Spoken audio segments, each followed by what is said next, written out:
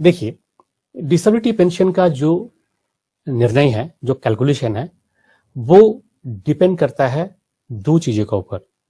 ध्यान रखिएगा, दो चीजों के ऊपर डिपेंड करता है। सबसे पहला जो चीजें हैं वो है आपका परसेंटेज ऑफ डिसेबिलिटी। आपका कितना परसेंटेज डिसेबिलिटी आपका जो मेडिकल बोर्ड है, डॉक्टर ने, मेडिकल बोर्ड ने आपको कितने परसेंटेज डिसेबिलिटी दिया हुआ है। नंबर 1। कंडीशन नंबर 2 कि आपका डिसेबिलिटी किस वजह से हुआ है, यानी कि आपका डिसेबिलिटी एग्रीवेटेड या एट्रीब्यूटेबल। आप सोच रहे हैं ये एट्रीब्यूटेबल एंड एग्रीवेटेड ये कौन सा वाला है। देखिए, एग्रीवेटेड वो है जैसे कि आपका ब्रंकियल अस्थमा हो गया, या फिर आपको हाइपरटेंशन का बीमारी हो गया। ये क्या हुआ, पोज का स्ट्रेस एंड स्ट्रेन के वजह से हुआ है। ये बीमारी किसी एक दिन बक्सा उठाने गए तो आपको नहीं हुआ, मेस वर्किंग गए, रैशल लाने गए, इस वजह से आपका नहीं हुआ। यानी कि डायरेक्ट किसी एक्टिविटी के ऊपर आप इसको रिलेट नहीं कर सकते हैं। ये आपका एंटायर जो सर्विस है, जो सर्विस कंडीशन है, उस वजह से हुआ है। तो ये हो गया एग्रीवेटेड।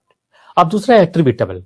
एट्रीब्यूटेबल क्या है, जैसे मान लीजिए आप एक्सरसाइज में जा रहे हैं, आपको सामान आप लोड कर रहे हैं, गाड़ी में लोड करते समय एक बक्सा आपका पैर में गिर गया, भगवान ना करे कभी किसी को ऐसे ना हो, तो आपको इस वजह से पैर में फ्रैक्चर हो गया।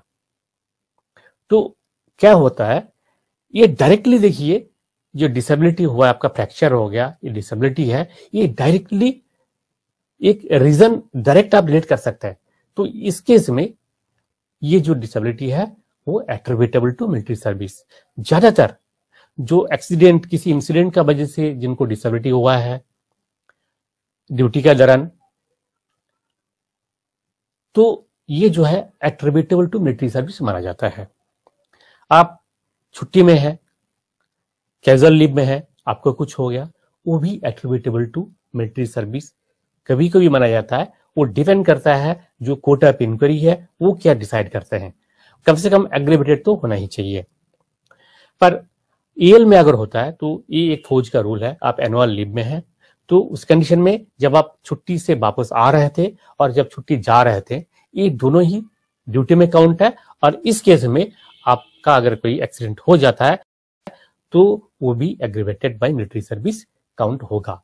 यानी कि आपका जो डिसेबिलिटी है या तो वो एट्रीब्यूटेबल या फिर एग्रीवेटेड, ये दोनों में से एक होना चाहिए।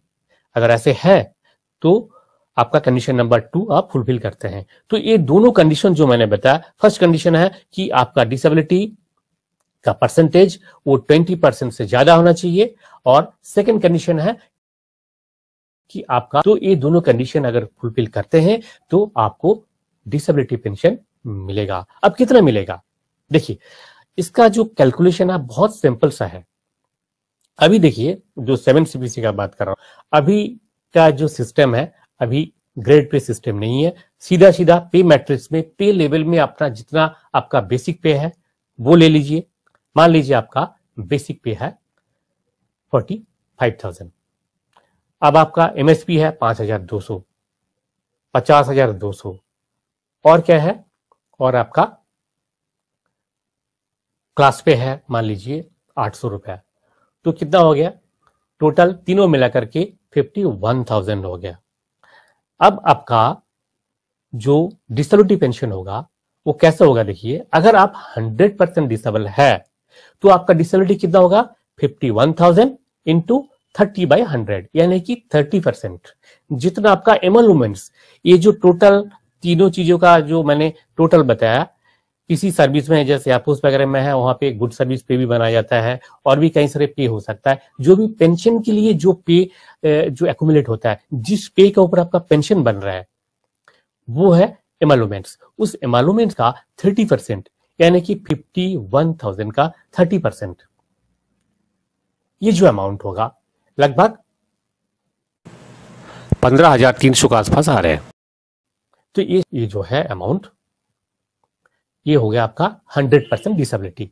अब मान लीजिए बोर्ड आपको 20% डिसेबिलिटी दिया हुआ है। एक टर्म और है, ये आपको ध्यान में रखना होगा, यह है ब्रॉडबैंडिंग। ब्रॉडबैंडिंग ये है आपका डिसेबिलिटी 20 से लेकर के अगर 49% तक बीच में है, 21 हो, 30 हो, 40 हो, 49 हो, तो आपका ये माना जाएगा 50%। 20 से लेकर के 49% का अगर डिसेबिलिटी है वो माना जाता है 50%। तो मान लीजिए आपको 20% दिया हुआ है, तो आपका सीधा सीधा आपका ब्रॉडबैंडिंग कितना हो गया, आपका डिसेबिलिटी 50%। तो हमने क्या बताया था कि 100% डिसेबिलिटी अगर आपका है तो आपको कितना मिलेगा, 15,300 का। तो अगर आपका 50% डिसेबिलिटी है तो कितना मिलेगा, उसका हाफ मिलेगा। बहुत सिंपल सा, आपका डिसेबिलिटी पेंशन है।